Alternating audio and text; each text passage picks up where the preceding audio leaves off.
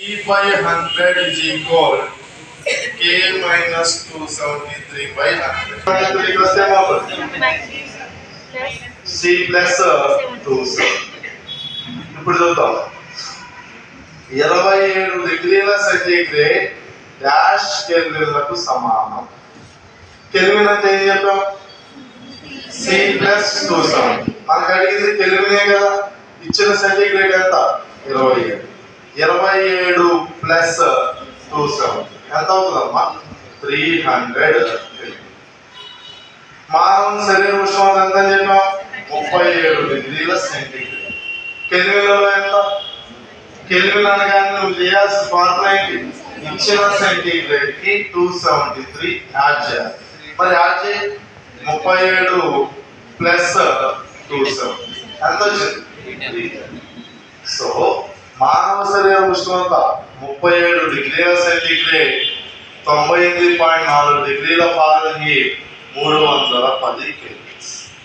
ఈ 310 చాలా మందికి గుర్తు రాదు ఎగ్జామ్ లో, జాగ్రత్త.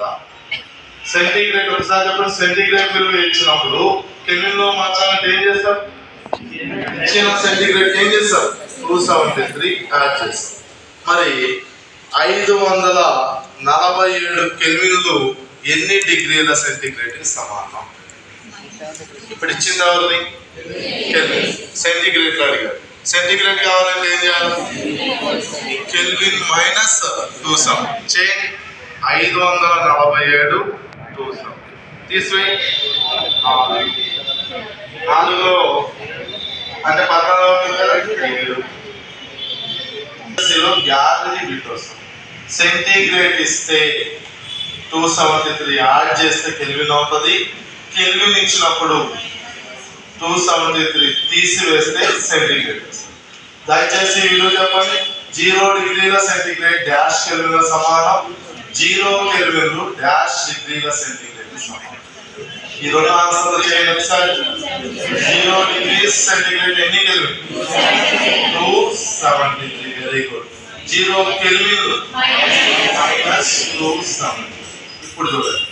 ఉష్ణోగ్రతను కెల్విన్ స్కేలలో కొలిస్తే అబ్సల్యూట్ టెంపరేచర్ అంటాం. పరమ ఉష్ణోగ్రత. జాగ్రత్త, ఈ పదం మనకు చాలా అవసరం. ఉష్ణోగ్రతను కెల్విన్స్ ఇస్తారంటే పరమ శూన్యము దగ్గర. పరమ శూన్యం అంటే ఎంత? శూన్యం అంటే ఎంత? 0.